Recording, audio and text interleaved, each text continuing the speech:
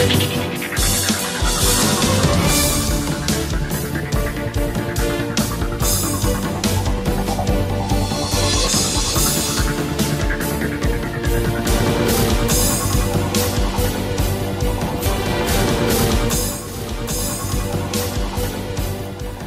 রাসেল আহমেদ আপনাদের স্বাগত জানাচ্ছি ২৪ ঘন্টায় সমসাময়িক রাজনীতির বিষয়গুলো নিয়ে আমরা আলোচনা করি। আজকেও আলোচনা করতে চাই। এরই মধ্যে আর সারাদিন রেলের দুর্ভোগ নিয়ে সাধারণ মানুষ বেশ খানিকটা সমস্যায় ছিল, বিশেষ করে যারা রেলে যাতায়াত করেন। তারপরও ভোটের নানান সমীকরণ নিয়ে রাজনীতিবিদদের কথা থেমে নেই।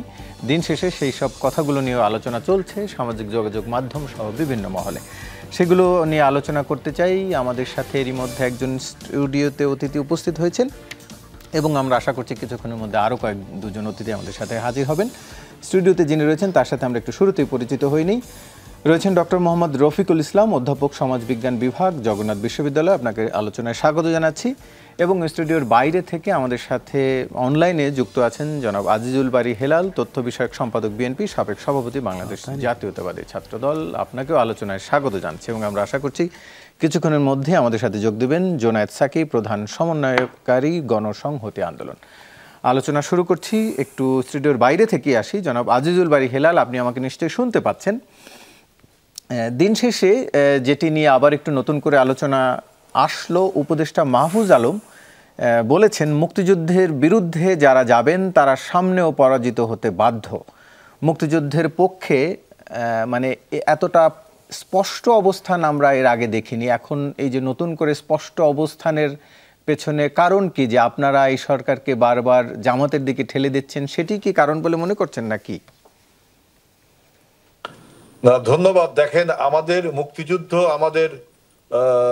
আমাদের চেতনা, আমাদের বাংলাদেশ সৃষ্টির হয়েছে এই মুক্তিযুদ্ধের ফলে, এবং এই মুক্তিযুদ্ধের চেতনার উপর নির্ভর করেই, ভিত্তি করেই আমাদের বাংলাদেশ সৃষ্টি হয়েছে। সুতরাং মুক্তিযুদ্ধের চেতনার বিরুদ্ধে যে যাবে সে তো অবশ্যই বাংলাদেশ বিরোধী হবে।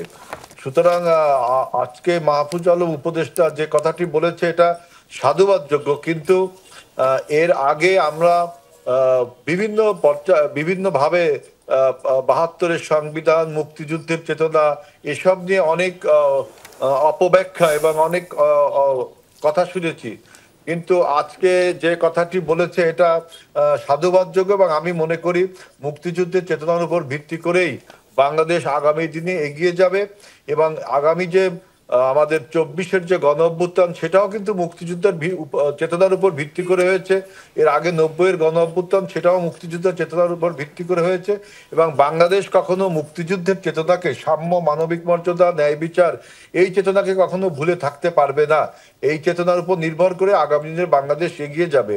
আমাদের দল, বাংলাদেশ জাতীয়তাবাদী দল, আগেই বলেছে যে যারা ৭২-এর সংবিধানকে ছুঁড়ে ফেলে দিতে চান, যারা ৭২-কে মুছে নতুন করে ২৪ থেকে বাংলাদেশের যাত্রা শুরু করতে চান, তারা আসলে বাংলাদেশের অতীত ইতিহাসকে অবমূল্যায়ন করেন। বাংলাদেশ জাতীয়তাবাদী দল বিএনপি মুক্তিযুদ্ধের চেতনার মধ্য দিয়ে সৃষ্টি হয়েছে, এবং আমাদের নেতা প্রেসিডেন্ট জিয়াউর রহমান যে মুক্তিযুদ্ধের ঘোষণা করেছিল, সুতরাং এবং বাংলাদেশের ৩০ লক্ষ মানুষ জীবন দিয়েছে মুক্তিযুদ্ধের জন্য। আমি একটু আপনার কাছে জানতে চাই যে তার মানে কি এই যে ২৪-এর চেতনাকে সামনে নিয়ে মুক্তিযুদ্ধকে পেছনে ফেলার একটা চেষ্টা হয়েছিল বলে মনে করেন, যেটা আপনি এইমাত্র বলছিলেন? এরকম একটা প্রবণতা কিন্তু আমরা সরি টু সে, যখন আপনার প্রোক্লেমেশন অফ রেভলিউশন ঘোষণা করার একটা উদ্যোগ নেওয়া হয়েছিল, তখন কিন্তু অনেকেই বুঝে হোক না বুঝে হোক বলেছিল যে মুক্তিযুদ্ধের মাধ্যমে যে সংবিধান রচিত হয়েছিল সেই সংবিধানকে ছুঁড়ে ফেলার কথা বলেছিল। এবং আমরা এবং ৭২-এর সংবিধানকে মুজিবীয় সংবিধানও বলা হয়েছিল, যেটা আওয়ামী লীগ বলতো। এবং আমরা জানি যে ৭২-এর সেই সংবিধান পূর্ণ মানে সঠিক ছিল না বিধায়ী, কিন্তু অনেকবার আপনার বিভিন্ন অ্যামেন্ডমেন্ট, বিভিন্ন রিফরমেশনের মাধ্যমে আমরা আমাদের সংবিধানকে সমুন্নত রেখেছি। এবং আমাদের যে বর্তমান উপদেষ্টা পরিষদ, তারা কিন্তু এই সংবিধানকে শপথ নিয়েই আপনার উপদেষ্টা পরিষদ গঠন হয়েছে। সুতরাং এই সংবিধানের অ্যামেন্ডমেন্ট করা যায়, এই সংবিধান রিফর্ম করা যায়, কিন্তু এই সংবিধানকে ছুঁড়ে ফেললে আসলে মুক্তিযুদ্ধেরই অবমাননা হয়। সেখান থেকে যে উপদেষ্টা সরে এসছে, এটা তার যে বোধোদয় হয়েছে, এটা বাংলাদেশের অগ্রযাত্রার জন্য ভালো হবে। বিএনপি এই কথাটি প্রথমেই বলেছিল যে মুক্তিযুদ্ধকে বাদ দিয়ে এরকম কোনো চিন্তা করলে সেটার সাথে শুধু বিএনপি না, বাংলাদেশের কোনো মানুষই ঐক্যমত সৃষ্টি করবে না। জি, আবারও আপনার কাছে ফিরবো, তার আগে একটু আবার স্টুডিওতে আসতে চাই। ডক্টর মোহাম্মদ রফিকুল ইসলাম, একটু আপনার কাছে জানতে চাই, যে মুক্তিযোদ্ধা নিয়ে আবার একটি আলোচনা আসলো, মানে এখন কিংবা পরের যে নির্বাচন, আপনি আমাকে সেই নির্বাচনে মুক্তিযুদ্ধের এই ইস্যুটা ভোটের সমীকরণের ক্ষেত্রে কতটা গুরুত্বপূর্ণ বলে আপনি মনে করছেন? ধন্যবাদ আপনাকে। দেখুন, মুক্তিযুদ্ধ বাঙালি জাতির জীবনের শ্রেষ্ঠ ঘটনা এবং মুক্তিযোদ্ধারা জাতির শ্রেষ্ঠ সন্তান। তারা যে ত্যাগ এবং তারা যে তারা যে ত্যাগটি স্বীকার করেছে এই মুক্তিযুদ্ধের সময় বাংলাদেশ অর্জন করার জন্য, সেটি আসলে অতুলনীয়। এবং তাদের ত্যাগের বিনিময়ে দেশ স্বাধীন হয়েছে এবং সেই স্বাধীন দেশ হয়েছে বলেই আজকে কিন্তু আমরা বাংলাদেশ পেয়েছি এবং বাংলাদেশের উন্নয়ন, বাংলাদেশের সম্ভাবনাকে নিয়ে আমরা আলোচনা করছি আর কি। এবং আজকে যে সরকারটি রয়েছে, অন্তর্বর্তী সরকার রয়েছে আর কি, তাদের ধরেন কর্মকাণ্ড যেটি আর কি, সেটি আমি মনে করি যে মুক্তিযুদ্ধকে সম্মান রেখে, মুক্তিযুদ্ধকে সামনে রেখেই আসলে পরিচালিত হওয়া উচিত। এবং আপনি যেটি বললেন আর কি, যে উপদেষ্টা মাহফুজ সাহেব তিনি নতুন করে আবার যে কথাটি বলেছেন আর কি, সেটি খুবই সাধুবাদ পাওয়ার মতো বক্তব্য আর কি, এবং আমরাও সেটিকে ইতিবাচক। আমি একটু আরেকটু স্পেসিফিক যদি জানতে চাই, যে ভোটের সমীকরণের ক্ষেত্রে মুক্তিযুদ্ধের এই ইস্যুটা কি গুরুত্বপূর্ণ বলে মনে করেন কিনা ভোটের হিসেব নিকেশে? ডেফিনেটলি বাংলাদেশ মহান মুক্তিযুদ্ধের মাধ্যমে স্বাধীন হওয়া একটি দেশ এবং এখানে 30 লক্ষ মানুষ জীবন দিয়েছে এবং 2 লক্ষ মা বোনের সম্ভ্রম হানি ঘটেছে আর কি। এর চাইতে বড় ত্যাগ বাঙালি জাতির জীবনে আর কিছু ঘটেনি আর কি। এবং মুক্তিযুদ্ধের মাধ্যমে বাঙালির শ্রেষ্ঠ অর্জনটি বাংলাদেশ অর্জন করেছে, সেটি তো বটে। তো সেটি বাঙালির যে কোনো ঘটনার ক্ষেত্রে, শুধুমাত্র ভোটের সমীকরণ কেন, যে কোনো ঘটনার ক্ষেত্রে মুক্তিযুদ্ধকে কেন্দ্রে রেখেই পরিচালিত হওয়া উচিত বলে আমার মনে হয়। কারণ এই মুক্তিযুদ্ধ এমন একটি সার্বজনীন ঘটনা এবং সার্বজনীন বিষয়, যেখানে একেবারে আপামর জনগোষ্ঠী, সেই কামার কুমার জেলে তাঁতি থেকে শুরু করে শিক্ষিত অশিক্ষিত মধ্যবিত্ত সব ধরনের মানুষ এটার মধ্যে অংশগ্রহণ করেছিল এবং একটা যে জাগরণ তৈরি হয়েছিল আর কি, সেটি বাঙালি জাতির জীবনের শ্রেষ্ঠ ঘটনা এবং মুক্তিযোদ্ধারাই জাতির শ্রেষ্ঠ সন্তান। আমরা একটা ব্যর্থ হয়েছি আর কি। আওয়ামী লীগ দীর্ঘদিন ক্ষমতায় ছিল, তারাও হয়তো সেইভাবে ঘটনাটি করতে পারেনি আর কি। আমরা তরুণ প্রজন্মের মধ্যে মুক্তিযুদ্ধের যে নিরপেক্ষ ইতিহাস, মুক্তিযুদ্ধের যে প্রকৃত ইতিহাস, সেটি কিন্তু তরুণ প্রজন্মের মধ্যে সেইভাবে সঞ্চার করা সম্ভব হয়নি আর কি, এটি স্বীকার করতে হবে। এবং মুক্তিযুদ্ধের ইতিহাস রচনার ক্ষেত্রে একেবারে নির্মোহ থাকা সেটি খুব প্রয়োজন ছিল। তো সেটি আগামী দিনে হবে সেটি প্রত্যাশা রাখি আর কি। এবং আপনি যে বিষয়টি বললেন ভোটের মাঠে বা ভোটের ক্ষেত্রে মুক্তিযুদ্ধের যে সমীকরণ, সেটি অবশ্যই ইতিবাচকভাবে আসবে এবং ইতিবাচকভাবে আসা উচিত। সে কারণেই কি রাজনীতিবিদরা মুক্তিযুদ্ধকে বিভিন্ন সময় আলোচনায় আনছেন বলে মনে করছেন? দেখুন, যে বাঙালি জাতির জীবনে এর চেয়ে বড় ঘটনা আর ঘটেনি, তো সেটাকে পাশ কাটিয়ে রাজনীতি বলুন, সমাজনীতি বলুন, অর্থনীতি বলুন, যে কোনো কিছুই আসলে এটিকে পাশ কাটিয়ে কোনোভাবে সম্ভব নয়। এবং যদি সেটি করার চেষ্টা করা হয় তাহলে সেটি হবে দুঃখজনক আর কি। এবং সেই ক্ষেত্রে আগামী যে জাতীয় নির্বাচন, সেই নির্বাচনও মুক্তিযুদ্ধ এবং মুক্তিযুদ্ধের যে অবদান, সেটি অবশ্যই গুরুত্ব সহকারে বিবেচিত হবে এবং হওয়া উচিত বলে আমি মনে করি।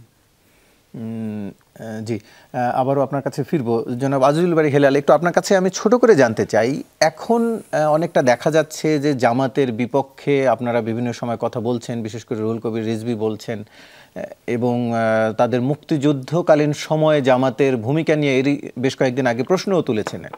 কিন্তু এটিও তো সত্যিতে এই জামাত দীর্ঘদিন ধরে আপনাদের রাজপথের সঙ্গী ছিল, আন্দোলনের সঙ্গী ছিল। তো এখন আসলে এই বিরোধিতা তার মানে কি এতদিন তাদের সেই ৭১-এর অবস্থানটি ছিল না, বা সেটি কি আপনারা ভুলে গিয়েছিলেন?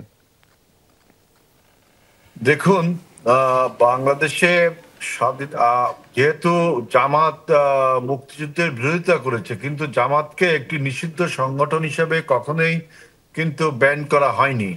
যখন আর আমাদের সাথে যে ঐক্যটা ছিল সেটা হলো নির্বাচনী ঐক্য। যেহেতু একটি আপনার নিবন্ধিত রাজনৈতিক দল, তাদের সাথে আমাদের ঐক্য ছিল, কিন্তু এই মুহূর্তে কিন্তু আমাদের সাথে যে অনেক আগেই, এখন আর সেই ঐক্যটা নেই।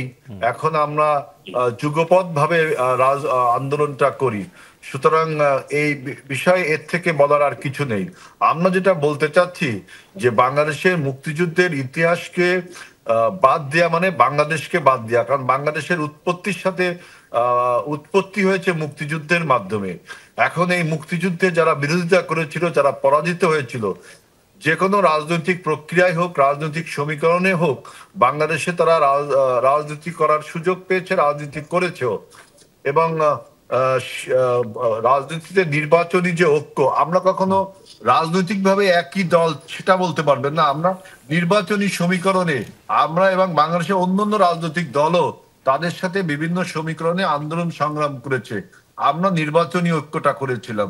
সুতরাং এই মুহূর্তে কিন্তু আমাদের সেই ঐক্যটা নেই।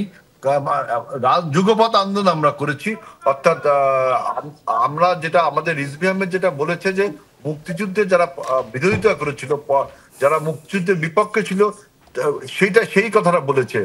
এখানে বিভক্তির কোনো স্থান নেই, বিভক্তির কোনো কথা বলা হচ্ছে না। রাজনৈতিক ভাবে তারা একটা আন্দোলন করেছে, আমরা আন্দোলন করেছি এই ফ্যাসিবাদ বিরোধী আন্দোলনে।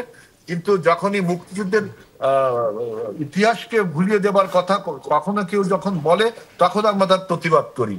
এবং আমাদের সাথে যে ঐক্যটা হয়েছিল সেটা হলো নির্বাচনী ঐক্য, কিন্তু এই মুহূর্তে সেই ঐক্যটা আর নেই আমাদের সাথে। তার মানে কি এই যে রাজপথে যদি আবার আওয়ামী লীগের অবস্থান হয়, তখন আবার আপনারা সেই আগের নির্বাচনী ঐক্যে ফিরে যেতেও পারেন জামাতের সাথে? না, সেটা এখন ভেরি আর্লি টু সে। আমরা বলেছি যে আমরা নির্বাচনের পরে আমরা একটি জাতীয় সরকারের কথা বলেছি। সুতরাং নির্বাচনের আগে যদি কোন রকম ফ্যাসিবাদ, কোন রকম আপনার নির্বাচনকে নিয়ে তালবাহানা, গণতন্ত্রকে নিয়ে হুমকির সম্মুখীন হন, তখন শুধু জামাত ইসলামী বাংলাদেশ কেন, সমস্ত রাজনৈতিক দলই কিন্তু আপনার প্রতিবাদ করবে। এবং বিএনপি, আপনি জানেন যে আপনার স্বাধীনতা এবং সার্বভৌমত্বের কোশ্চেনে এবং গণতন্ত্রের কোশ্চেনে আমরা সবসময় আনকম্প্রোমাইজিং। এই গণতন্ত্র প্রতিষ্ঠার জন্য আমরা দীর্ঘ ১৭ বছর রক্ত সংগ্রাম, গুম খুনের শিকার হয়েছি, সংগ্রাম করেছি, লড়াই করেছি। সুতরাং আবারও যদি গণতন্ত্র কোনো চ্যালেঞ্জের মুখে পড়ে, সেই গণতন্ত্রকে উদ্ধারের জন্য, রক্ষার জন্য বিএনপি রাজপথে থাকবে, এটা সত্য কথা। তখন যদি কোনো রাজনৈতিক দল আমাদের সাথে এসে যুগপৎ বা ঐক্যবদ্ধভাবে আন্দোলন করে, তাহলে তো সবাইকেই স্বাগতম জানানো হবে। যে মানে একেবারে উড়িয়ে দেওয়া যায় না সেই জোটকেও। আবারও আলোচনায় ফিরবো আপনার কাছে। আমরা একটু স্টুডিওতে আমাদের সাথে যুক্ত হয়েছেন এর মধ্যে জনাব জুনায়েদ সাকি, প্রধান সমন্বয়কারী গণসংহতি আন্দোলন। আপনাকে আলোচনায় স্বাগত জানাচ্ছি। আমরা আলোচনা করছিলাম আজকে উপদেষ্টা মাহফুজ আলম বলছিলেন মুক্তিযুদ্ধের বিরুদ্ধে যারা যাবেন তারা সামনেও পরাজিত হতে বাধ্য, এটি নিয়ে। এবং পাশাপাশি আরেকটি বিষয় একটু আপনার দৃষ্টিতে আনতে চাই। সামাজিক যোগাযোগ মাধ্যম সহ আজকে আরও একটি আলোচনা বেশ করে দিনব্যাপী হয়েছে। ইসলামী ছাত্র শিবিরের একটি প্রকাশনায় লেখা হয়েছে, এবং আমি ধরে নিচ্ছি উপদেষ্টা মাহফুজ আলম সম্ভবত এই আলোচনার প্রেক্ষিতে কথাটি বলেছিলেন কিনা। ইসলামী ছাত্র শিবিরের প্রকাশনায় একটি লেখায় বলা হয়েছে, অনেক মুসলিম না বুঝে মুক্তিযুদ্ধে ঝাঁপিয়ে পড়েছিল, এটি তাদের ব্যর্থতা ও অদূরদর্শিতা ছিল, আল্লাহ তাদের ক্ষমা করুন। সাথে আরও বেশ কিছু রয়েছে, মুক্তিযোদ্ধারা রেডিওতে যে সালাম দিয়ে শুরু করা, সেগুলো তারা পরিবর্তন করেছেন। একটু আপনার কাছে জানতে চাই যে মুক্তিযুদ্ধ নিয়ে এখনও তাদের যে অবস্থান, সেটি নিয়ে আপনার মন্তব্য কি? সবাইকে সালাম এবং শুভেচ্ছা। আসসালামু আলাইকুম। দুঃখিত একটু দেরি করে আসতে হয়েছে। যমুনা টিভিতে আসাটা এখন একটা বেশ নিয়মিত দীর্ঘ যানজটের কবলে পড়তে হয়। সেটা হিসেব করে আসলেও আসলে কঠিন হয়ে পড়ে অনেক সময়। যাই হোক, যে কথাটা উঠেছে এই বিষয়ে আমরা বহুদিন ধরে আলোচনা করেছি। আবারও ক্ষণে ক্ষণে এটা আসে এবং তখন কথা বলতে হয়। আমি খুব বেশি এই বিষয় নিয়ে এখন আর আলোচনা করতে চাই না, কারণ ইতিবাচক রাজনীতি নিয়ে আমরা কমই কথা বলি, ভবিষ্যতে আমরা কি করব সেটা নিয়ে কমই কথা বলি, আপনাদের এজেন্ডাও কম হয়। আমরা করি আমরা সংস্কার নিয়ে অতীত প্রচুর নিয়ে বেশি আলোচনা হয়েছে। রাজনীতিতে মত্ত থাকি, কারণ আবার অতীতের কিছু অমীমাংসিত বিষয় থেকেও যায়, সে কারণে সেটা মীমাংসার প্রশ্নটা সামনে আসে, পুরোপুরি এড়িয়ে যাওয়া যায়ও না। জামাত ইসলামী রাজনৈতিক সিদ্ধান্ত নিয়ে 1971 সালে বাংলাদেশ রাষ্ট্রের উত্থানের বিরুদ্ধে দাঁড়িয়েছিল, পাকিস্তানের পক্ষ অবলম্বন করেছিল, এবং সেটা কেবল রাজনৈতিক সিদ্ধান্ত নিয়ে না, পাকিস্তান সেনাবাহিনী যখন গণহত্যা এখানে চালানো শুরু করে, একটা ব্যাপক গণহত্যা চাপিয়ে দেয়, সেটার তারা রাজনৈতিক সহযোগী হয়েছে। এমনকি তাদের বেশ কিছু অক্সিলিয়ারি ফোর্স, সহযোগী সংগঠন তারা গড়ে তুলেছে, যেমন রাজাকার, আল বদর, আল শামস বাহিনী, যেগুলো তাদের প্রভাব খুব স্পষ্ট ছিল, এবং সেই সব দলগুলি তো একেবারে সরাসরি পাকিস্তান সেনাবাহিনীর অক্সিলিয়ারি ফোর্স হিসেবে, সহযোগী সংগঠন হিসেবে এই তাদের পুরো অপারেশনে ভূমিকা রেখেছে। ফলে আপনি এটাও, এমনকি আমরা এই আলোচনাটাও করেছি যে সম্ভবত 6 সেপ্টেম্বর, আমি যদি ভুল না করি, সেই সময় গোলাম আজম সাহেব বলেছিলেন দৈনিক সংগ্রাম পত্রিকায়, যে এই মুহূর্তে দুটি শক্তি হচ্ছে সবচেয়ে দেশপ্রেমিক শক্তি, একটা হচ্ছে পাকিস্তান সেনাবাহিনী, পাক সেনাবাহিনী, এবং জামাত ইসলামী, বাকি সবাই হচ্ছে গাদ্দার, বিশ্বাসঘাতক, এবং মানে এমনকি ইসলাম বিরোধী ইত্যাদি। তো এখন এই যে অবস্থান, এই অবস্থানটাই আমরা আবার অনেকদিন পরে জামাত ইসলামীর বর্তমান আমির তিনিও বলেছেন, জনাব ডাক্তার শফিকুর রহমান, তিনিও একই কথা বলেছেন যে এই মুহূর্তে বাংলাদেশের দুটি পরীক্ষিত দেশপ্রেমিক বাহিনী, একটা বাংলাদেশের সেনাবাহিনী, একটা হচ্ছে জামাত ইসলামী। তো এইটা যদি তাদের এই বক্তব্যের সময় আমরা এই আলোচনাটা তুলেছিলাম যে জামাত ইসলামী কি ফর্মালি বাংলাদেশের প্রতি তাদের আনুগত্য ঘোষণা করেছে?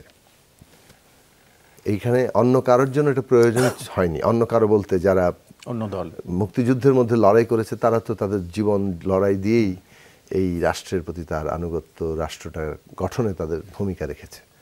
জামাত যেহেতু রাজনৈতিক সিদ্ধান্ত নিয়ে এই রাষ্ট্রের উত্থানের বিরুদ্ধে দাঁড়িয়েছিল, তাকেই কিন্তু নতুন করে আনুগত্য প্রকাশ করার প্রশ্নটা আসে। একটা তো হচ্ছে যুদ্ধাপরাধ কিংবা ওই সময় গণহত্যার তাদের দায়, সেটা একটা আইনি প্রশ্ন, সেইখানে ন্যায় বিচার পাওয়ার প্রশ্ন নিয়ে একটা আলোচনা, সেই পথে হাঁটার ব্যাপার আছে। কিন্তু অ্যাজ এ পলিটিক্যাল পার্টি আপনি একটা মানে রাষ্ট্র তার জনগোষ্ঠীকে ঐক্যবদ্ধ রাখে। এখন এই রাষ্ট্রের আনুগত্যের মধ্যে একটা রাজনৈতিক শক্তি আছে কিনা, সেটা গুরুত্বপূর্ণ রাষ্ট্রের অস্তিত্বের জন্য। তো আমরা ওই কথাটা তুলেছিলাম যে জামাত ইসলামীকে তার রাজনৈতিক সিদ্ধান্তের পর্যালোচনা, তার জন্য জনগণের কাছে জবাবদিহিতা, ক্ষমা প্রার্থনা ইত্যাদি প্রয়োজন আছে, এবং বাংলাদেশের প্রতি তাদের আনুগত্য প্রকাশ করার প্রয়োজনীয়তা আছে। সেটা আনুষ্ঠানিকভাবে তারা করেছেন এমনটা এখন পর্যন্ত আমরা জানি না। বরং মাঝে মধ্যে তারা বলেন যে কোনো এক অনুষ্ঠানে গোলাম আজম সাহেব বলেছিলেন কিংবা অন্য কেউ বলেছিলেন ইত্যাদি রেফারেন্স তারা টানেন। যদি এটি টেনে থাকেন যে না আমরা ক্ষমা চেয়েছি, তো ক্ষমাটা আর ভালো করে চাইলে তো সেটা পরিষ্কারভাবে হয়, সেটা তো তারা করছেন না। তার মানে তাদের ক্ষমা চাওয়ার মধ্যে সমস্যা আছে। আবার যদি কিন্তু লাগাচ্ছেন, যদি যুদ্ধাপরাধ প্রমাণিত হয় তাহলে ইত্যাদি ইত্যাদি। তো এইগুলো আমরা দেখেছি। পাকিস্তান 1971 সালে একটা গণহত্যা হয়েছিল, মানে সেইটা তো আমাদেরকে এখন যদি এই প্রশ্ন নিয়ে তর্ক করতে হয়, সেটা বাংলাদেশের জন্য খুব সামনের দিকে এগোনো নয়। তো সুতরাং আমরা যেটা মনে করেছি যে ফ্যাসিবাদী সরকারের বিরুদ্ধে, সেটা জামাত ইসলামীকে যেভাবে তারা দমন পীড়ন করেছে, অর্থাৎ আইন বহির্ভূতভাবে, রাজনৈতিকভাবে আপনি কেউ বিরোধী হতে পারেন, রাজনৈতিকভাবে তার সাথে মতাদর্শিক লড়াই করতে পারেন, কিন্তু তাকে যখন আপনি আইন দিয়ে মোকাবেলা করতে যাচ্ছেন, তখন আইনকে রক্ষা করেই আপনার আইন ব্যবহার করতে হবে। আপনি আমার বিরুদ্ধে আইন নিয়ে খেলতে আসছেন, আইন ব্যবহার করে আমাকে ধরেন আপনি মোকাবেলা করতে চান, তাহলে আইন অনুযায়ী আপনাকে আইনটা ব্যবহার করতে হবে। আপনি বেআইনি কায়দায় আইন ব্যবহার করলে আপনার ন্যায্যতাই থাকবে না। আওয়ামী লীগের প্রধান সমস্যাটা ছিল, আওয়ামী লীগ কিন্তু বেআইনিভাবে আইন ব্যবহার করতে যাচ্ছে, এবং যার ফলে তার এই আইন ব্যবহার করার ন্যায্যতাটা সে হারিয়ে ফেলেছিল। এবং ওই জায়গাটায় আমরা বলেছি যে বিভাজন তারা করছে, দমন পীড়ন করছে, পলিটিক্যাল অপোনেন্ট মাত্রই তাকে দমন করা। জামাত ইসলামীর সাথে রাজনৈতিক বিরোধ আমাদেরও আছে, পার্থক্য আছে, কিন্তু আমরা তো জামাত ইসলামের বিরুদ্ধে আনলফুল কোনো যদি মেজর হয়, হ্যাঁ, বেআইনি কোনো পদক্ষেপ হয়, সেটাকে আমরা সমর্থন করিনি। জামাত ইসলামের বিরুদ্ধে যেভাবে শেষের দিকে এসে তড়িঘড়ি করে তাকে নিষিদ্ধ করতে যাওয়া হলো, সেটা যে একেবারেই রাজনৈতিক উদ্দেশ্য প্রণোদিত, এই কথাটা কিন্তু আমরা 5ই আগস্টের আগেই বলেছি, পরিষ্কার করে এটা আমরা জায়গাতে বলেছি। ফলে ওই জায়গাতে মানে দেখা মাত্র শিবির দেখলেই পিটিয়ে দিতে হবে অথবা তাকে গ্রেফতার করা অথবা গুলি করে ফেলা যাবে, এইটা কখনোই এটা সমর্থনযোগ্য নয়। সুতরাং সেই জায়গাটাগুলো আমরা আমাদের স্ট্যান্ড খুব পরিষ্কার রেখেছি। কিন্তু এটা একটা বিষয়, এটা মানবাধিকারের প্রশ্ন, ওইটা তার অধিকারের প্রশ্ন। কিন্তু যেখানে জামাত পলিটিক্যালি অবস্থান, কোথায় তার মানে আনুগত্য, সেটা পাকিস্তান রাষ্ট্রের প্রতি নাকি বাংলাদেশ রাষ্ট্রের প্রতি, সেটা কিন্তু 71 সালের রেফারেন্সেই তার এটা এখনও সে পরিষ্কার করেনি 53 বছরে। এখন সেই প্রশ্ন সে কারণে থেকে যাচ্ছে। আমরা মনে করি যে জামাত মানে এই জবাবদিহিতার রাজনীতি বাংলাদেশে থাকতে হবে। একটা ইন্টারেস্টিং জিনিস খেয়াল করে দেখেন, আওয়ামী লীগকে আমরা দেখছি এখন ডিনায়ালে যেতে, জামাতও কিন্তু ডিনায়ালে ছিল, এবং আওয়ামী লীগ এখন ডিনায়ালে যাচ্ছে যে মানে 5ই আগস্টের আগ পর্যন্ত কোনো হত্যাকাণ্ড আওয়ামী লীগ কিছুতেই ছিল না, যেন এগুলো যেন আকাশ থেকে এসে কেউ সবাইকে মেরে ফেলেছে, অথবা মানে যারা কি বলে যে এই অভ্যুত্থানকারীরাই কি বলে যে এই নিজেদের লোককে হত্যা করেছে, আমাদের জনগণকে। এই যে একটা সম্পূর্ণ মানে অস্বীকার কেবল নয়, পুরো একটা উল্টো কাহিনী প্রচার করা, এটা আওয়ামী লীগের পক্ষে সম্ভব, এবং আওয়ামী লীগ সেটা করছে ফলোয়িং জামাত। এই জায়গাটা বাংলাদেশের রাজনীতি মীমাংসা হওয়া দরকার। এগুলো কেবল রেটরিক হিসাবে আমি বলছি না যে আচ্ছা ঠিক আছে একটা দল সম্পর্কে আমার বলতে হবে, সেই জায়গাটা আমি মনে করি যে বাংলাদেশে এইসব রাজনৈতিক মীমাংসার প্রয়োজন আছে for a new political settlement. যে এই সরকার জামাত সমর্থিত সরকার কিনা এমন একটি প্রশ্ন করেছেন বিএনপির সিনিয়র যুগ্ম মহাসচিব রুহুল কবির রিজভী আহমেদ, এবং তিনি শিক্ষাঙ্গন, স্বাস্থ্যসহ বিভিন্ন স্থানে জামাতের লোকজনকে গুরুত্ব দেওয়া হচ্ছে বা তাদের নিয়োগ দেওয়া হচ্ছে বলে অভিযোগ করেছেন। একটু আলোচনা করবে সেটি নিয়েও, তবে তার আগে একটি বিরতি নিয়ে আসতে চাই। দর্শক ফিরছি, সঙ্গেই থাকুন।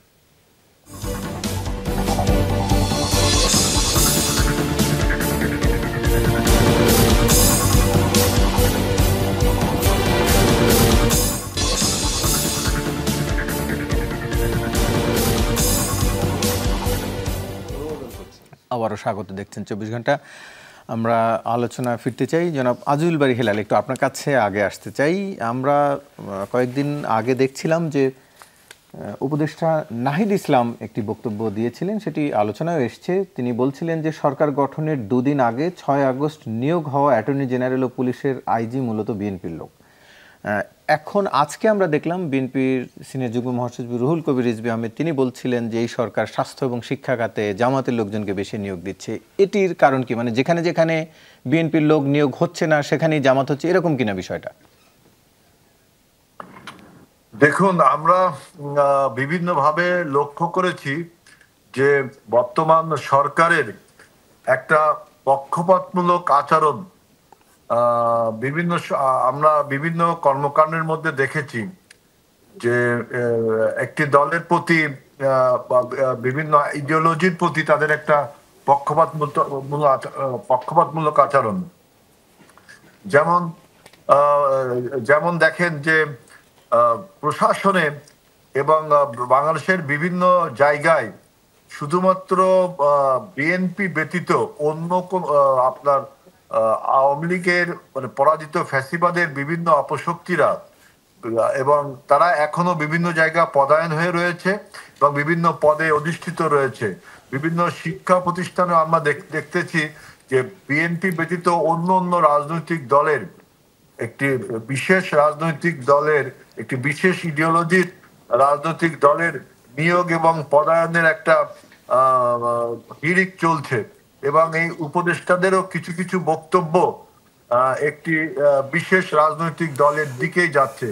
যেমন একটা কথা বলতে পারি যে বলা হচ্ছে যে বাংলাদেশে যে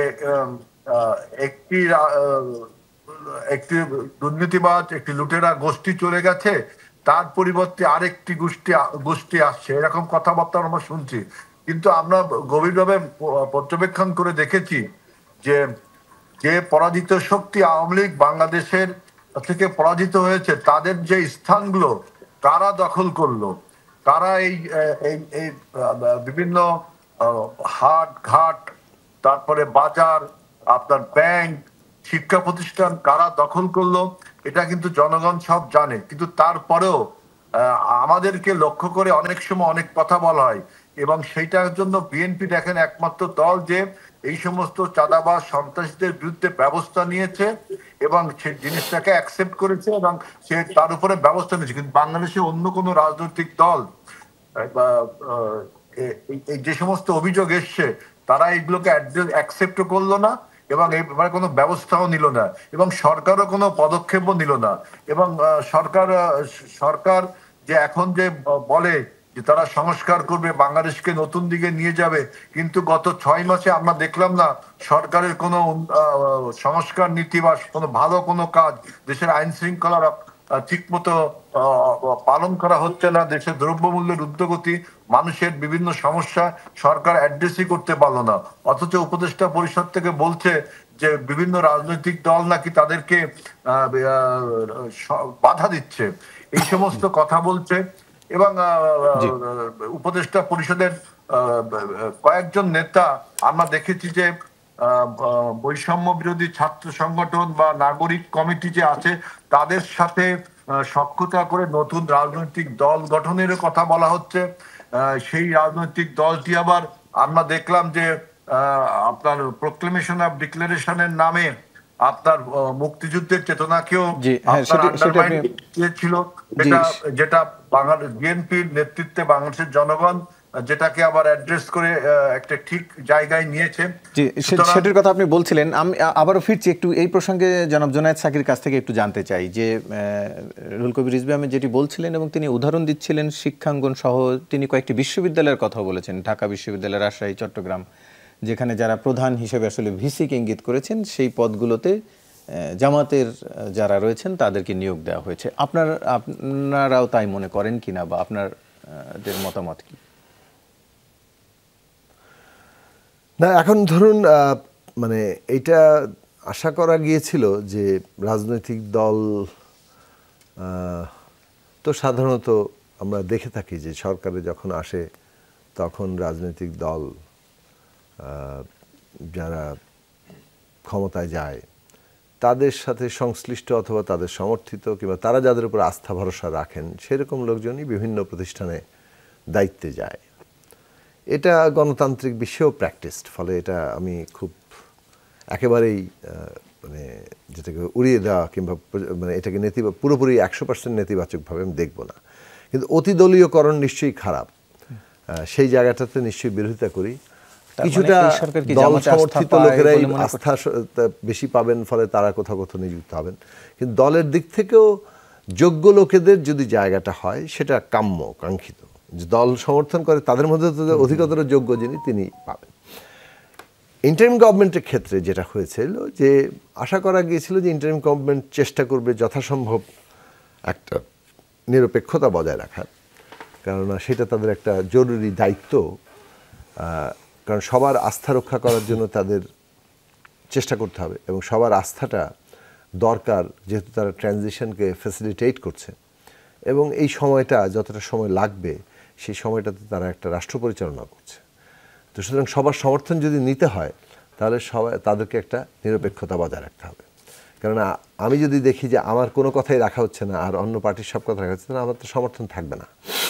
ফলে আমাদের গভর্নমেন্টকে যেহেতু সবার সমর্থন এনশিওর করতে হবে, তাহলে সেই মিনিমাম যে একটা কি বলবো যে নিরপেক্ষতা, সেটা তাদের বজায় রাখা উচিত। তো সেই অনুযায়ী সব জায়গায় নিয়োগের ভারসাম্য তৈরি হওয়া দরকার, অথবা এমন নিয়োগ হওয়া দরকার যেটা ঠিক আসলে পার্টিজান কম বরং নন পার্টিজান ব্যক্তি বেশি জায়গাতে দেখানো। এখন আওয়ামী লীগ এমনভাবে দলীয়করণ করেছে যে এবং দলীয়করণ করে প্রতিষ্ঠানগুলোতে এমনভাবে লোক বসিয়েছে যারা আওয়ামী লীগ চলে যাওয়ার সাথে সাথে তাদের চেহারা বদলানোর চেষ্টা করছে, কিন্তু বেশিরভাগই কিংবা একটা উল্লেখযোগ্য অংশ, এটা বলবো টু বি কারেক্ট, যে এখনও ভেতরে ভেতরে মানে আগের সরকারের প্রতি তাদের মানসিক আনুগত্যটা রেখেছেন। এবং এই যে গুজব ছড়াচ্ছে না, এই যে কালকেই ঢুকে পড়লো শেখ হাসিনা, পরশু মানে এরা পালিয়ে যাচ্ছে ইত্যাদি, এই ধরনের কথাবার্তা যেগুলো আমরা শুনি, তো এগুলো আজগুবি হলেও এগুলো ওনারা বিশ্বাস করতে চান, মানে দে ওয়ান্ট, তারা যেটা দেখতে চান, বিশ্বাস করতে চান, সেরকম কথাই গুজব আকারে হাজির হয়। তো এখন এইটার মধ্য দিয়ে আবারও তারা ওই ডিসফাংশনালিটিটা বজায় রেখেছেন। মানে স্যাবোটাজ বহুভাবে করা যায়, তার মধ্যে একটা হচ্ছে একটা জিনিসকে অকার্যকর করে, আপনাকে যে দায়িত্ব দিল সেই দায়িত্ব আপনি পালন করলেন না, তাতেই তো স্যাবোটাজ হয়ে গেল। তো এখন এইগুলো আমরা দেখতে পাচ্ছি। এখন সেই সব ক্ষেত্রে আবার অনেক জায়গায় খুঁজে খুঁজে বের করতে হচ্ছে কারা কমিটেডলি মানে অপোজিশনের, কারণ আমাকে সেভও করতে হবে তো পুরো ইয়েটা। রাষ্ট্র প্রতিষ্ঠানের মধ্যে আপনি যখন ওই রকম নিরপেক্ষ লোক পান না, তখন কখনো কখনো দলীয় লোককেও নিয়োগ দিতে হয়, মানে দলীয় লোক হিসেবে খুবই চিহ্নিত লোকজনকেও। এবং এই ক্ষেত্রে একটা জায়গা হচ্ছে যে বিএনপির সাথে যুক্ত সংখ্যাটা যেহেতু বেশি তুলনামূলকভাবে, অন্তত বিভিন্ন প্রতিষ্ঠান সেক্টরে, তারা যথেষ্ট পদায়ন না হলে বিএনপির মধ্যে একটা অসন্তোষ তৈরি হবে, সেটা হয়তো ঘটছে। কিন্তু আমার মনে হয় এগেইন আমি ওই জায়গাটায় ফিরবো যে এগুলো তো একটা এম্পেরিক্যাল বিষয়, মানে আপনি সংখ্যা যদি হিসেব করেন কয়টা কোথায় হলো, দৃশ্যমান অনেকগুলো জায়গায় মানে এমন অনেকে হয়েছেন বলে শোনা যায়, যাদের ক্ষেত্রে বলতে হবে যে তারা একটা বিশেষ দলের। তো সেইভাবে পুরো প্রসঙ্গটা একটা সমালোচনার মুখে পড়েছে। আমি যে পয়েন্টটাতে বলতে চাই, সরকারকে আমরা বারবার শুরু থেকে বলেছিলাম যে দৈনন্দিন রাষ্ট্র পরিচালনা এবং এই রাষ্ট্রের প্রতিষ্ঠানগুলোর পুনর্গঠনের জন্য পলিটিক্যাল পার্টিগুলোর সাথে আলাপ আলোচনা করেন। যেটা আমরা আজকে এখানে বলছি ওইটা কিন্তু আমরা সরকারকে জানাতে পারতাম যদি তারা জানতে চাইতো, যদি সেই কাঠামোটা থাকতো যেখানে আমরা গ্রিভেন্স কিংবা বিভিন্ন প্রশ্নে আলোচনা করছি, কোথায় কি হওয়া উচিত, কোন জায়গায় ব্যত্যয় ঘটছে ইত্যাদি। এখন এটা না রাখার ফলাফল কিন্তু যে আমরা বাইরে এসে সমালোচনা করছি। অনেকে মনে করতে পারেন যে হ্যাঁ ভালোই তো ডেমোক্রেসি হচ্ছে, এবং ডেমোক্রেসিতে এটা হবেও, কিন্তু ওই যে ঐতিহাসিক কর্তব্যটা আমরা আছি যে রাষ্ট্রটা উত্তরণ ঘটাতে হবে, একটা রাজনৈতিক ব্যবস্থা গড়ে তুলতে হবে, তার জন্য আমাদের ন্যূনতম জাতীয় ঐক্যমত্য দরকার। এই বিরোধ আবার ওই ঐক্যকে ক্ষতিগ্রস্ত করে ফেলে কিনা সেই আলোচনা আমি একটু ফিরবো। তার আগে একটু এই প্রসঙ্গে ডক্টর রফিকুল ইসলাম একটু আপনার কাছে জানতে চাই। এর আগে যেটির কথা সাকিব ভাই বলছিলেন যে আওয়ামী লীগের আমলে এতটা ব্যাপক দলীয়করণ করা হয়েছে, বিভিন্ন জায়গায় মেধার মূল্যায়ন হয়নি। এখন আসলে জুলাইয়ের পরে বা এই আগস্ট আন্দোলনের পরে মানুষের যেই প্রত্যাশা বা সেই জায়গা থেকে চিন্তা করলে কতটা, আপনি কি মনে করেন যে কতটা মেধার মূল্যায়ন হচ্ছে আসলে এখন? দেখুন, তার আগে একটা জিনিস আমার মনে পড়লো, যে যেহেতু আজকের বিষয় হচ্ছে যে মুক্তিযুদ্ধ এবং ভোটের সমীকরণ আর কি, এটা সম্ভবত 2023-এর দিকে একটা এরকম অনলাইন একটা পোর্টাল থেকে এরকম একটা জরিপ হয়েছিল, এবং বিশ্ববিদ্যালয়, প্রাইভেট বিশ্ববিদ্যালয় এবং পাবলিক বিশ্ববিদ্যালয়ের শিক্ষার্থীদের ওপিনিয়ন নেওয়া হয়েছিল আর কি। এবং তাদের কাছে প্রশ্ন ছিল যে 14ই ডিসেম্বর বা 16ই ডিসেম্বর বা 21শে ফেব্রুয়ারি এ সম্পর্কে তারা জানে কিনা, এবং তারা যে ধরনের প্রতিক্রিয়া, অধিকাংশই যে ধরনের প্রতিক্রিয়া জানিয়েছিল, তো সেটা ছিল খুবই হতাশাজনক। যে 21শে ফেব্রুয়ারি কেউ বলেছে বিশ্ব ভালোবাসা দিবস, আবার 16ই ডিসেম্বর বা 14ই ডিসেম্বর সম্পর্কে বুদ্ধিজীবী দিবস বা বিজয় দিবস সম্পর্কেও স্পষ্ট ধারণা তাদের নেই। তো আমাদের দেশে যেটি ঘটনা ঘটেছে যে মুক্তিযুদ্ধকে নিয়ে সবসময় এক ধরনের একটা টানা হিচড়া হয়েছে আর কি, যে মুক্তিযুদ্ধ যেহেতু শ্রেষ্ঠ ঘটনা, সবচেয়ে বড় ঘটনা আর কি, তো সেই ক্ষেত্রে তাকে টেনে নিয়ে কোনো দল হয়তো এটার বেনিফিট নেওয়ার চেষ্টা করেছে আর কি, কিন্তু সেটি পার্টিজান ওয়েতে করেছে আর কি, তাদের পক্ষে নেওয়ার চেষ্টা করেছে আর কি, সেটি ঘটেছে। সেটি না ঘটে নিরপেক্ষভাবে যদি এটাকে তুলে ধরা যেত, তাহলে এই যে নতুন প্রজন্ম যে উত্তরগুলো করেছিল সেইগুলো হয়তো আর করতো না আর কি। আপনি যেটি বলেছেন যে বিশ্ববিদ্যালয় বা বিভিন্ন জায়গায় যে পদায়ন যেটি হচ্ছে আর কি, সেই পদায়নগুলোতে এখন আসলে মেধার ওইভাবে মূল্যায়ন হচ্ছে কিনা, তো আমার মানে এটা আসলে আমাদের জন্য দুঃখজনক, জাতি হিসাবে আমাদের জন্য দুঃখজনক। সবসময় এটা দেখা গিয়েছে, এটি শুধুমাত্র যে সাম্প্রতিক ব্যাপার তা না আর কি, অতীতেও দেখা গিয়েছে, এবং বলা যেতে পারে যে 71 পরবর্তী আপনার সেই গণতান্ত্রিক সরকার, সমাজতান্ত্রিক সরকার, ইভেন একনায়কতন্ত্রের সরকার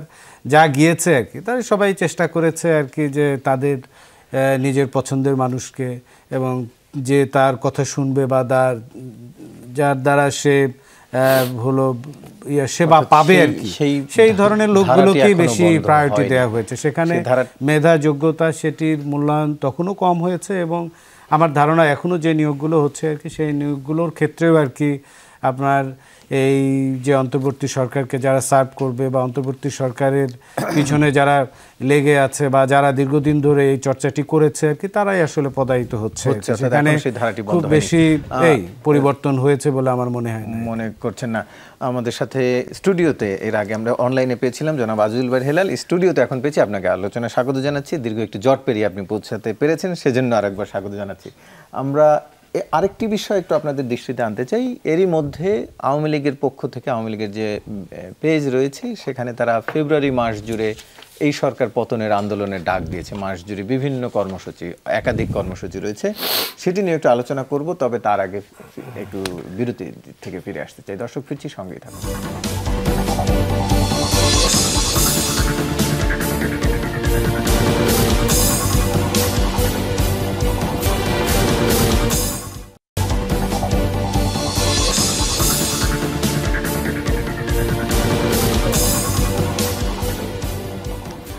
আবারও স্বাগত। দেখছেন 24 ঘন্টা আলোচনায় ফিরতে চাই। জনাব জুনায়েদ সাকি, একটু আপনার কাছেই শুরুতে আসতে চাই। আমরা দেখলাম কিছুক্ষণ আগে যে আওয়ামী লীগের পক্ষ থেকে মাসব্যাপী এই সরকারের পতনের জন্য মাসব্যাপী কর্মসূচি দেওয়া হয়েছে। কতটা মোকাবিলা করতে পারবেন বলে মনে করছেন? দেখেন, এগুলো গুরুত্ব দিয়ে আলোচনা করার কিছু নাই। আমি মনে করি যে তারা তো এখন কর্মসূচি দিবেন, মনে করছেন যে তারা গুছিয়ে নেবেন। তো আওয়ামী লীগের তো লোকজন আসলে নৈতিক রাজনৈতিক শক্তিটা হারিয়ে ফেলেছে, যারা ক্ষমতায় থাকতে গিয়ে নিজের দেশের মানুষকে মেরে ফেলাটাকে কর্মসূচি হিসেবে নেয়। যারা বলে যে হ্যাঁ আমি বলেছি, এরকম অডিও লিঙ্ক হচ্ছে যে পরিষ্কার করে বলছেন যে আমরা বলেছি ওদেরকে মেরে ফেলতে, গুলি এখন ওপর থেকে গুলি হবে, লেথাল উইপেন ব্যবহৃত হবে, এগুলো তো তারা পরিষ্কারভাবে নির্দেশ দিয়েছেন। তো সেই সবের নানান প্রমাণও তো এখন আছে। তো এগুলো আমাদের কোনো রাজনৈতিক বক্তব্য নয় যে আমরা মানে একটা বক্তৃতা দিলাম যে উনি গুলি করতে বলেছেন। গুলি করার নির্দেশ যাতা যে শেখ হাসিনাই, এ ব্যাপারে কোনো সন্দেহ নাই। তো একটা দল যখন ক্ষমতায় থাকতে গিয়ে নিজের দেশের মানুষকে মেরে ফেলার পথ বেছে নেয় এবং এইভাবে নির্বিচারে, তখন তার আর পলিটিক্যাল কোনো লেজিটিমেসি থাকে না। So Awami League, this leadership, they failed, they have rejected পিপলের দ্বারা। এখন তাদের যেটা করতে হবে, আওয়ামী লীগ যদি পুনর্গঠনের চিন্তা করে কেউ আওয়ামী লীগ থেকে বেরিয়ে ভিন্ন রাজনৈতিক প্রক্রিয়া অবলম্বন করে, সেটা একটা ভবিষ্যতের ব্যাপার। Awami League as a political party আমি তেমন কোনো এখন এই মুহূর্তে তাদের কোনো লেজিটিমেসি দেখি না যে তারা ফেব্রুয়ারি মাস জুড়ে কর্মসূচি দিবে আর সেগুলো জনগণ বসে বসে ইয়ে করবে। সেটা নামারও মানে খুব যে বেশি তারা নিজেরাই বৈধতার সংকট উপলব্ধি করে সেটা বোঝা যায় যে কর্মসূচি দিয়ে মাঠে নামে না কেউ। এখন এই কথা তারা বিএনপির জন্য অনেক সময় বলেছে যে কর্মসূচি দিয়ে বিএনপি মাঠে থাকে না, বাট আমি তুলনামূলক করলে বিএনপির মানে উপরে যে অত্যাচার চলেছে সেরকম অত্যাচার কিংবা আক্রমণ কিংবা একেবারে হুমকি সেটা তো এখন তাদের উপরে নাই। তারপরেও তাদের দিক থেকে এই জিনিসটা আমরা দেখেছি যে ওই নৈতিক জায়গাটাই তারা হারিয়ে ফেলেছেন।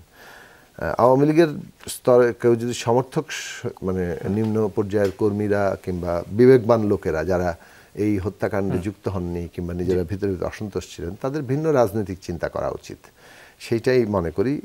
আর আমাদের আবারও তর্কগুলো এই জায়গায় যদি আমরা ফেরত যাই, আওয়ামী লীগ কর্মসূচি দিচ্ছে তখন কি হবে, আমাদের মধ্যকার দ্বন্দ্ব চলে আসছে ৭১ সালে, মানে আমরা ওয়ে ফরওয়ার্ড করতে পারছি না। আমাদের বলা দরকার পরিষ্কার করে বাংলাদেশে একটা নতুন রাজনৈতিক বন্দোবস্ত প্রতিষ্ঠা করতে হবে। এটা রাষ্ট্র ব্যবস্থা মেরামত অথবা রূপান্তর অথবা মানে সংস্কারের মধ্য দিয়ে একই কাজ, মানে শব্দ আলাদা আলাদা।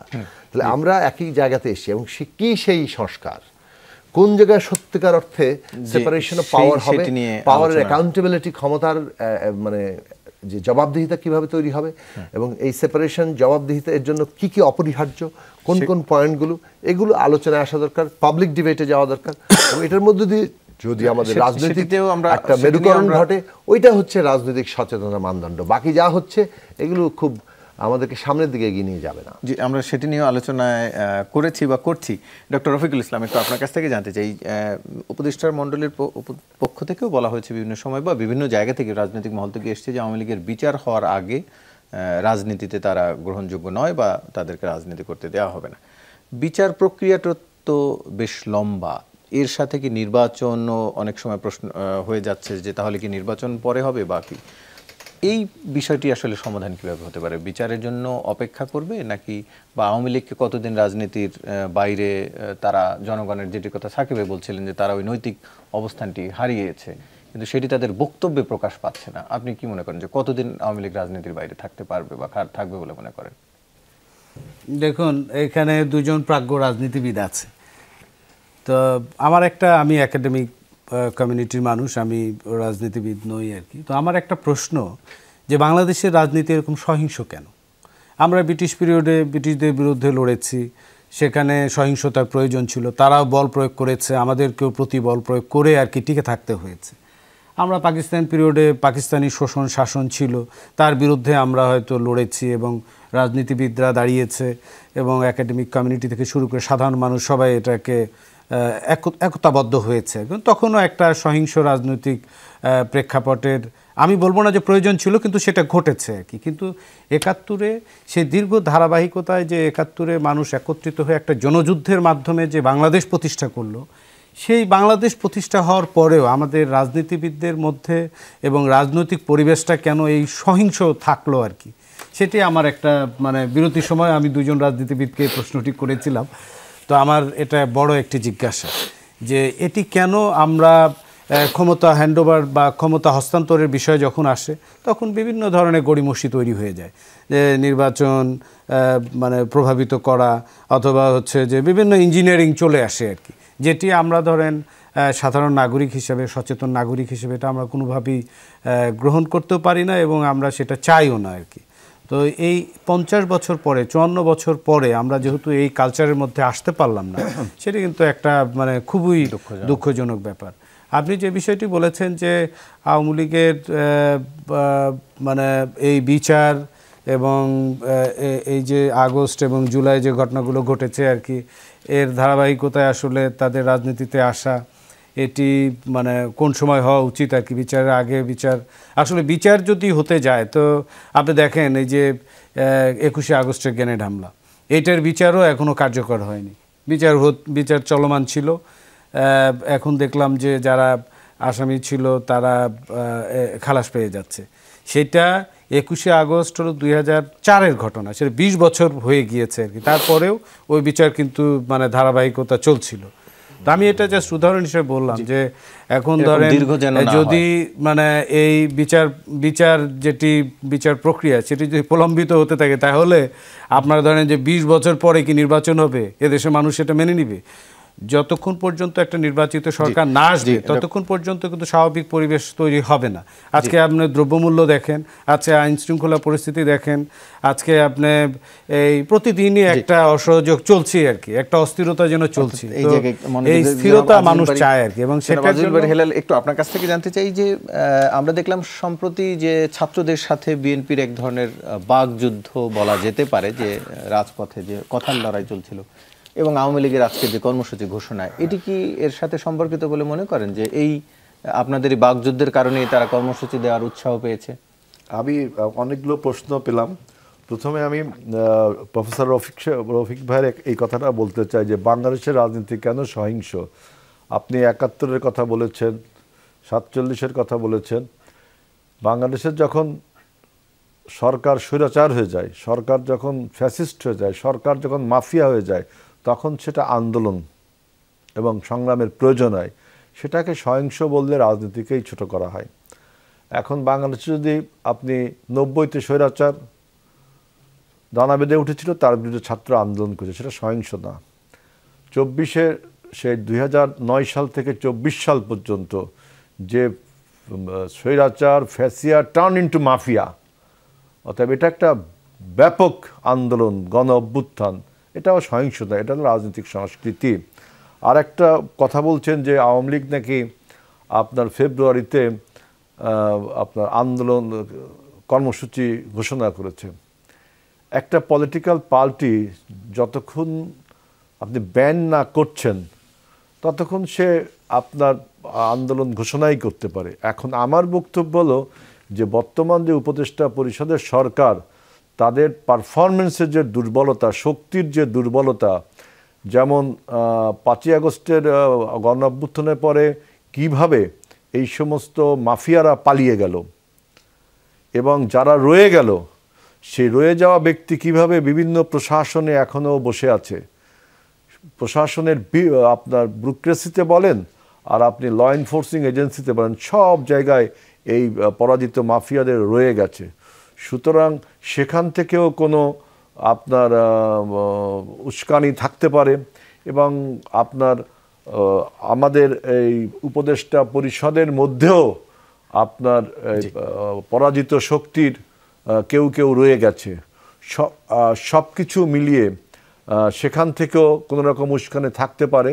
আর তো যেটা বললাম যে একটা রাজনৈতিক দল যেহেতু ব্যান করা হয়নি, সেই রাজনৈতিক দল কর্মসূচি ঘোষণাও করতে পারে, কিন্তু এগুলো এইসব কর্মসূচি যদি আনডেমোক্রেটিক হয় সেটা মোকাবেলা করার দায়িত্ব হলো বর্তমান সরকারের, অন্যান্য রাজনৈতিক দলের এখানে কোনো বক্তব্য নেই। আরেকটি কথা, ছাত্রদের সাথে জাতীয়তাবাদী দল বিএনপির কোনো রকম বিভেদ আপনারা এটা যেটা বলছেন এটা আপনার মনের একটা কল্পনা। কারণ রাজনীতিতে আপনার ডিসকোর্স থাকবে, ডিবেট থাকবে, ন্যারেটিভ থাকবে, আপনার বিভিন্ন রকম কথাবার্তা থাকবে, এটাকে অনৈক্য না, বরঞ্চ এই তর্ক বিতর্কের ফলে আমরা একটা কমন ইস্যুতে এক হতে পারি। যেমন আমরা সমস্ত রাজনৈতিক দল এখন বলছি নির্বাচনটা দরকার, তাই না? আপনি বলছেন যে বিচার নাকি আগে হবে, বিচারের সাথে নির্বাচনের কোনো সম্পর্ক নেই। আপনার নির্বাচন, বিচার, সংস্কার সমস্ত কিছু একই সঙ্গে চলতে পারে, বিভেদ নেই। আপনারা ঐক্যবদ্ধভাবে এগিয়ে যাচ্ছেন, সেটি আরেকবার পরিষ্কার করেছেন। আপনাদের তিনজনকে ধন্যবাদ জানাচ্ছি। দর্শক, এই ছিল আজকের 24 ঘন্টা, শেষ করতে হচ্ছে আজকে এখানেই। ধন্যবাদ সবাইকে।